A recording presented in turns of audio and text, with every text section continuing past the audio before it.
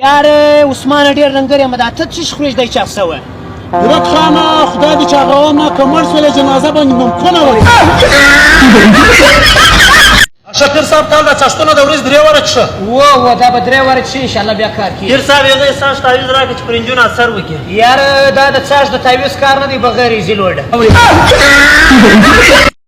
عثمان خانه دا کاروبار نسته ډېره پریشاني ده اخر به کوو څه یاره پیرک خانه قسم به خدای درته زه پریشانه یم زه به مشوره درکړم د څه مشوره تی دواړه لاسونه مات کړي فکر چوه نیمانو السلام علیکم وعلیکم السلام میډیا والا را भाई सी क्या मुश्किल दिख रही है اعوذ بالله من الشیطان الرجیم بسم الله الرحمن الرحیم भाई जानो तकरीर में मैंने रहा वो خپل حالات بیان یارو پیر قانون به بابلاله راته وایم په شان داس کې به وایه